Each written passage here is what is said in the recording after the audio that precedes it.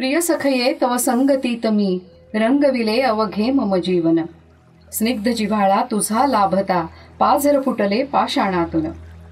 असं कवितेशी असणारं आपलं सख्यत्व वर्णून सांगणाऱ्या शांताबाईंचा एक हात भावगीताच्या हाती होता तर दुसरा भावकवितेच्या. मराठी रसिकांनी त्यांची असंख्य गीतं चालींसह आपलीशी केली आहेत. पण खुद्द शांताबाईंना मात्र कवितेकडे ओढून नेणारी पहिली गोष्ट शब्द हीच होती. त्यांचा साहित्य विश्वातला प्रवास शब्दाकडून अर्थाकडे आणि नंतर गीतांकडे झाला. शांताबाई या विशेष नामानंच ज्यांचा सलगीचा उल्लेख आजही होतो त्या शांता जनार्दन शेळके यांचा जन्म 12 ऑक्टोबर 1922 रोजी पुण्याजवळ इंदापूर इथे झाला. पुणे जिल्ह्यातल्या मनसर या गावी शेळके वाड्यात त्यांचं बालपण गेलं. देवांग कोष्टी समाजातल्या शांताबाईंच्या वाड्यात विणकाम चालत असे. शांताबाईंचे वडील वनखात्यात अधिकारी होते. त्यांच्या बदलीच्या नोकरीमुळे शांताबाईंचं बालपण चिखलदा, नांदगाव, खर्डी इत्यादी ठिकाणी गेलं. त्यांच्या आई अंबिकाबाई, शांताबाई त्यांना वहिनी म्हणत. 5 भावंडांमध्ये शांताबाई थोरल्या. 1930 मध्ये कावेळीचं निमित्त होऊन त्यांच्या वडिलांचं निधन झालं. अवघ्या 30शीत असणाऱ्या त्यांच्या आई मुलांना घेऊन पुण्याला शांताबाईंच्या काकांकडे आल्या. खडकमाळ परिसरातल्या काकांच्या घरी राहून शांताबाईंचं पुढचं शिक्षण पुण्याला हुजूरपागा शाळेमध्ये झालं. 1938 मध्ये मॅट्रिक झाल्यावर पुण्याच्या सप महाविद्यालयात शांताबाईंनी प्रवेश घेतला. तिथे के.ना. वाटवे, श्रीम माटे यांच्यासारखे प्राध्यापक त्यांना लाभले आणि साहित्याचे सखोल संस्कारही तिथेच घडले. 1944 साली शांताबाई संस्कृत विषय घेऊन M.A. झाल्या. साहित्य सम्राट नचिम केळकर सुवर्णपदक त्यांना त्यांच्याच हस्ते मिळालं. देवांग कोष्टी समाजातल्या M.A. झालेल्या त्या पहिल्या महिला. M.A. झाल्यावर मुंबईला आचार्य आत्रे यांच्या सुजाण मार्गदर्शनाखाली समीक्षक, नवयुग, मराठा यामध्ये काम केल्यामुळे विविध प्रकारच्या साहित्यिक कामांचा अनुभव शांताबाईंना मिळाला. पुढे मुंबईतल्याच महर्षी दयानंद महाविद्यालयात मराठीच्या प्राध्यापक म्हणून त्या रुजू झाल्या. नमस्कार. आपल्या गाण्यातनं आणि कवितातनं सोप्या सोप्या शब्दातनं गीतं निर्माण करत शांताबाई शेळक्यांनी वाचकांची आणि श्रोत्यांची मनं जिंकलेली होती. आपल्या हिरव्या, जांभळ्या, मरून अशा डार्क रंगाच्या साडीचा पदर डोक्यावरनं घेत उजव्या हातानं तो सरसावत आपल्या चष्म्याआडचे डोळे अधिक मोठे करत बरं का सुधीर असं म्हणून त्या अनेकदा माझ्याशी गप्पा त्यांनी मारलेल्या आहेत. त्यांच्या वाणीला एक नाद होता आणि शब्दांमध्ये सोपेपणा होता, त्यामुळे त्यांच्याशी मनमुराद गप्पा मारायला आवडत असे. त्या M.A.ला पहिल्या आलेल्या. खरं तर प्राध्यापकच त्यांना व्हायचं होतं, पुढे झाल्याही.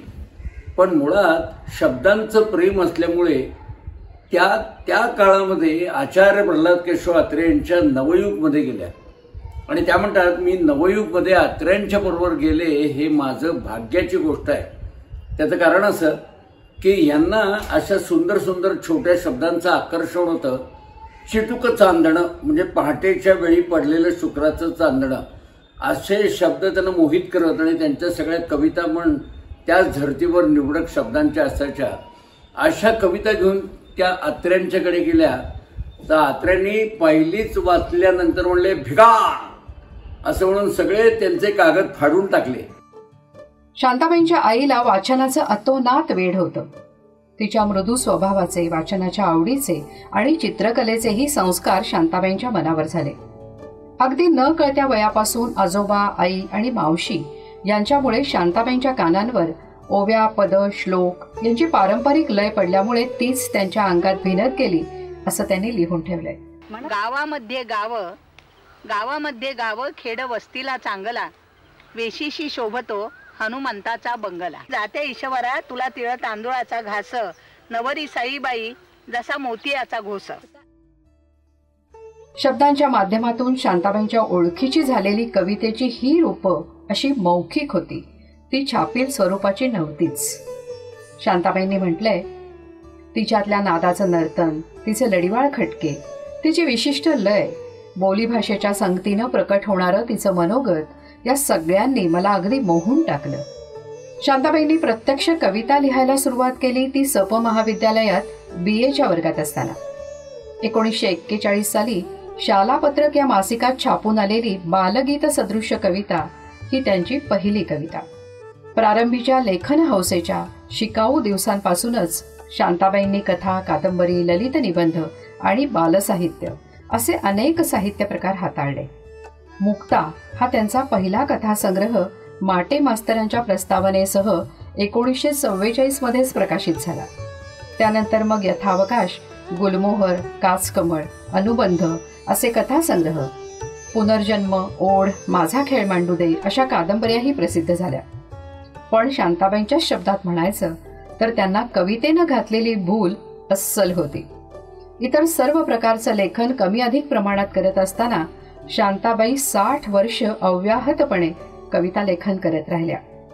वर्षा, रूपसी, गोंदण, अनोळख, जन्मजान्हवी, पूर्वसंध्या, इत्यर्थ या त्यांच्या कविता संग्रहामधून त्यांची कविता रसिकांसमोर आली. मुंबईमध्ये असतानाच चित्रपट गीतं, भावगीतं, नाट्यगीतं असं शांताबाईंचं व्यावसायिक लेखनही समांतरपणे चालू झालं. त्यांना चित्रपटासाठी लेखन करण्याची पहिली संधी दिनकर पाटील यांनी दिली. त्यांच्या राम राम पाहुणं या चित्रपटात शांताबाईंनी गीतलेखन केलं. पुढे भालजी पेंढारकरांनी चित्रपटासाठी साध्या रोजच्या भाषेत गाणी कशी लिहावीत याचा वस्तुपाठच त्यांना दिला. एकदा भालजी पेंढारकरांनी एक चित्रपट निर्माण करायचं ठरवलं, मराठा तिथुका मेळवावा. आणि त्यात त्यात संगीत होतं लता मंगेशकरांचं, म्हणजे आनंदघन या व्यक्तीचं. आणि एकदा अचानक ते मुंबईला आलेत आणि म्हणाले की लता, माझ्या चित्रपटात लावणी आहे. कधी त्यांच्या चित्रपटात लावणी नसायची, पण या चित्रपटात आहे, तर मला अत्यंत सभ्य लावणी हवी. तर त्याला ज्या लावण्या चालू होत्या त्या थोड्याशा अश्लील होत्या, ही गोष्ट खरी. पण सभ्य लावणी म्हणजे काय, याचा बराच वेळ उलगडा कोणाला होईना. मग शांताबाई शेळकेंना बोलवलं आणि त्यांना सांगितलं की तुम्ही सभ्य लावणीचे काही मुखडे सांगा.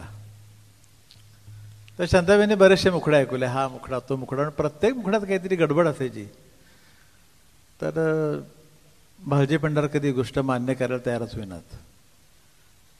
शेवटी शांताबाईंनी त्यांना सांगितलं की मला एक मुखडा आत्ता सुचलाय, तो तुम्हाला ऐकू का, तुम्हाला तो नक्की आवडेल, त्याला ऐकू. त्या म्हणाले की मला न्हालूला नवरा भेटला लहानसा, मला न्हानूला नवरा भेटला, त्याचा गालगुच्चा घ्यावासा वाटला. ते बाबा इतके चिडले की हे सावटपणा करू नका असा.